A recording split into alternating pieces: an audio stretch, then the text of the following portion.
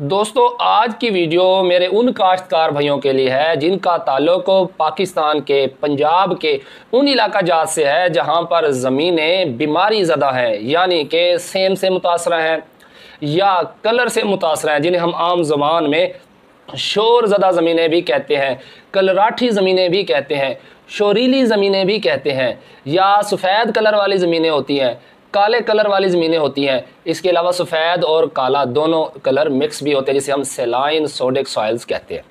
सबसे पहली बात, गंदम की काश्त इन शोरीली ज़मीनों पर करते वक्त हमें जो पहली बात ज़हनशीन रखनी है वो है वैरायटीज़ का इंतखाब। ऐसी वैरायटीज़ का इंतखाब करें जिनमें साल्ट को, नमकियात को, या कह लें ये जो शोरीलापन है इसको बर्दाश्त करने की सलाहियत पाई जाए, जिन्हें हम कहते हैं साल्ट टॉलरेंट वैरायटीज़।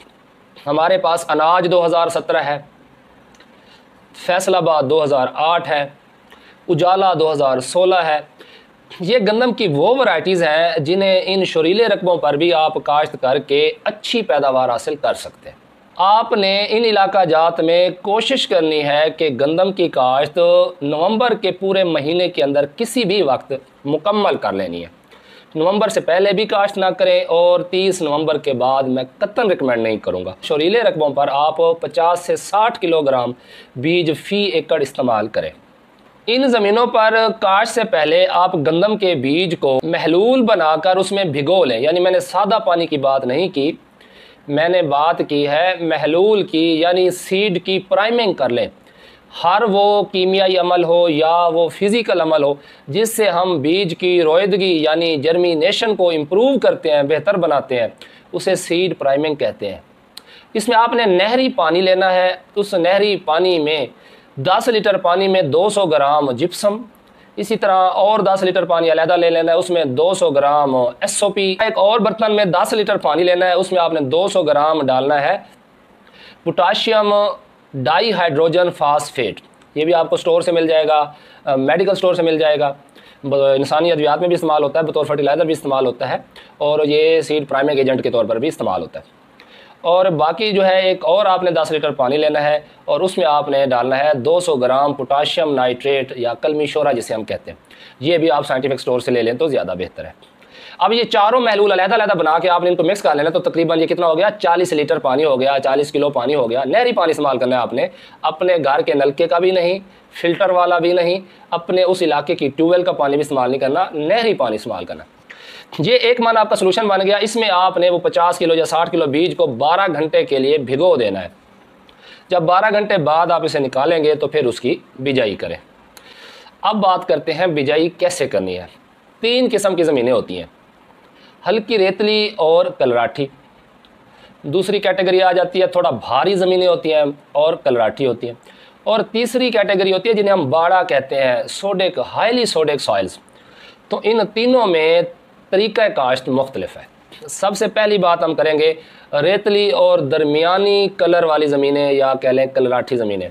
इनमें आपने अख्तियार करना है खुश्क तरीक़ा काश्त। ये खुश्क तरीक़ा काश्त क्या है कि आपने ज़मीन को गहरा हल चलाकर अच्छी तरह तैयार कर लेना है, भुरभुरा कर लेना है, ढेले वगैरह ना हो। उसके बाद आपने वो जो 12 घंटे सॉल्यूशन के अंदर भिगोया हुआ बीज है उसे निकालना है, इसका आपने छट्टा कर देना है ज़मीन के अंदर। छट्टा करने के बाद आपने इस ज़मीन के ऊपर हल्का सा हल लगाना है और फिर आपने ज़मीन को पानी लगा देना है। दूसरी कैटेगरी भारी मेरा कलराठी ज़मीन, जो थोड़ी रेतली नहीं है, यानी कि थोड़ा सा हैवी किस्म की है, लेकिन है क्या, साल्ट अफेक्टेड। तो वहाँ पर आपने अख्तियार करना है जो तरीक़ा काश्त, उसे हम कहते हैं गप छट का तरीका। इसमें आपने क्या करना है, आपने खेत को अच्छी तरह तैयार करना है गहरा हल चलाकर। उसके बाद आपने खेत में पानी लगा देना है। ये जो आपने पानी लगाना है, इस पानी के साथ आपने फ़ी एकड़ 1.25 मन यानी 50 किलोग्राम गंधक का तेज़ाब, जो कमर्शियल ग्रेड होता है, ठीक है, वो सल्फ्यूरिक एसिड भी हम इसे कहते हैं, 1.25 मन 50 किलोग्राम फ़ी एकड़ आपने गंधक का तेज़ाब पानी के साथ फ्लड कर देना है।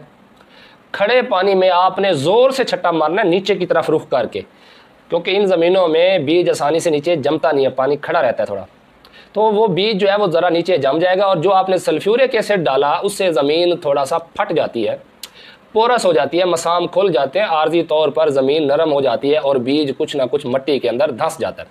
इसके बाद आपने कोई छड़ी ले लेनी है, उससे आपने पूरे खेत में ऐसे ऐसे छड़ी मारते जाना है, जिससे वो हल्का हल्का गारा सा बन जाएगा, सीड के ऊपर तह आ जाएगी, बीज तैरेगा नहीं।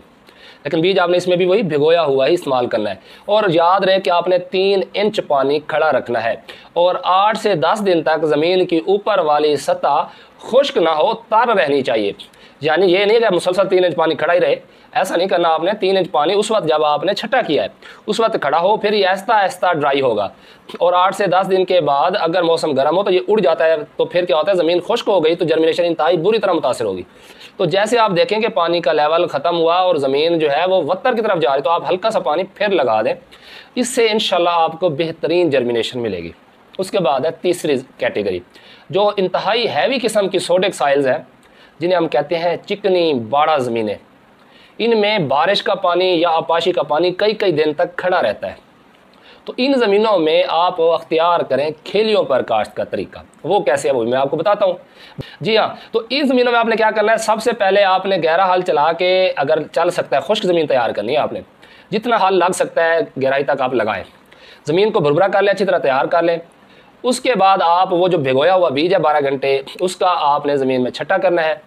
छट्टा करने के बाद जो रिजर होती है, ठीक है, किसी ज़माने में जो कपास के काश्तकार यूज़ करते हैं खेलियाँ तोड़ने के लिए, या जो ड्रिल काश्त का कपास है आपने देखी होगी, वो रिजर होती है मट्टी चढ़ाने के लिए, उसको आपने एडजस्ट कर लेना है। कतार से कतार का फासला 12 इंच यानी 1 फुट, ठीक हो गया।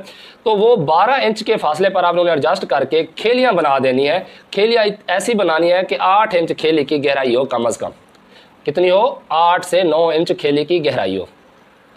उसके बाद आपने इन खेलियों में पानी लगाना है, और पानी इस तरह लगाना है कि खेली का जो नीचे वाला 6 इंच हिस्सा है वहाँ तक पानी जाए, और आपने पानी बंद कर देना है। ये उस वक्त ही पॉसिबल है जब आपकी ज़मीन लेज़र लैंड लेवल हुई होगी। अगर ये पानी 6 इंच से ऊपर चढ़ा गया और खेली की चोटी पर पहुँच गया तो आपकी जर्मिनेशन बुरी तरह मुतासर होगी।